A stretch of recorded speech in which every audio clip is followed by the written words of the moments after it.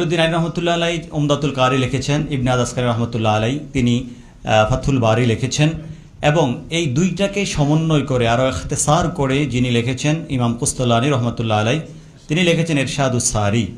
এবং বুখারী শরীফের এই সব সরাগুরুকে সামনে রেখে যিনি পরবর্তীতে আরেকটা লিখেছেন তুহফাতুল বারি, তিনি হচ্ছেন ইমাম শাইখুল ইসলাম জাকারিয়া আনসারী। এবং আরও সংক্ষেপ করে যিনি লিখেছেন তিনি হচ্ছেন ইমাম জালালউদ্দিন সুয়ুতী রহমতুল্লাহ আলাই আত-তাওশীহ। আমি মাত্র 5টার কথা বললাম, আরগুলো বাদেই দিলাম। এই যে 5 জন মহান মনীষী, মহান হাফেজা হাদিস সারা পৃথিবীতে যারা আলোড়ন সৃষ্টি করেছেন, এখনও সকলের হৃদয়ে ওনারা সিংহাসন গেড়ে বসে আছেন। ওনাদের থেকে এতদিন কিতাবগুলো আপনারা পড়েছেন, রেফারেন্স পেয়েছেন ওস্তাদের থেকে, কিন্তু আপনারা যখন কয়েকদিন পরে আজহারে যাবেন, আগামী সপ্তাহেই আপনারা ওনাদের মাজারে পাকে গিয়ে রুহানিভাবে ওনাদের থেকে আপনারা অর্জন করতে পারবেন ইনশাআল্লাহ তাআলা।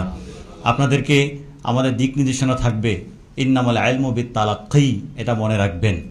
এলেমটা তালাক্কির মাধ্যমে, সিনা বা সিনা, এই এলেমের গুরুত্ব আগে যেমন ছিল এখনও আছে, আজীবন থাকবে।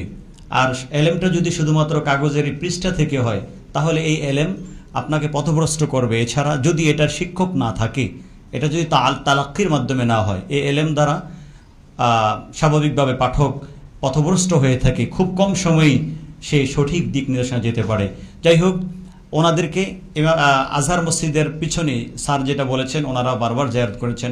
আজহার মসজিদের পিছনেই 2 জনের মাজার শরীফ, একজন হচ্ছে ইমাম বদরউদ্দিন আইনি রহমতুল্লাহ আলাই উমদাতুল কারি লিখেছেন, আরেকজন ইমাম কুস্তালানী রহমতুল্লাহ আলাই যিনি আপনার ইরশাদুস সারি লিখেছেন এবং বিশিষ্ট সিরাতের কিতাব মাওয়াহিবুল্লাহ দুনিয়া লিখেছেন। এখান থেকে কয়েক কিলোমিটার দূরে গেলেই ইবনে হাজার আসকানী রহমতুল্লাহ আলাইয়ের মাজার শরীফ, আরেকটু আর 1-1.5 কিলোমিটার কাছাকাছিতে গেলেই ইমাম শাফি রহমতুল্লাহ আলাইয়ের মাজার শরীফ। ওনার মাজার শরীফে ঢুকতেই আপনার পথে হচ্ছে শাইখুল ইসলাম জাকারিয়া আনসারী রহমতুল্লাহ আলাইয়ের মাজার শরীফ, যিনি তুহফাতুল বারি লিখেছেন। এবং ওনাদের মাঝামাঝিতে সেখানে সাইয়েদা আয়েশা নামক জায়গাতে ইমাম জালালউদ্দিন সুয়ুতী রহমতুল্লাহ আলাইয়ের মাজার শরীফ, যিনি তাওশীহ সহ অনেক গ্রন্থ লিখেছেন। সবাইকে পাবেন।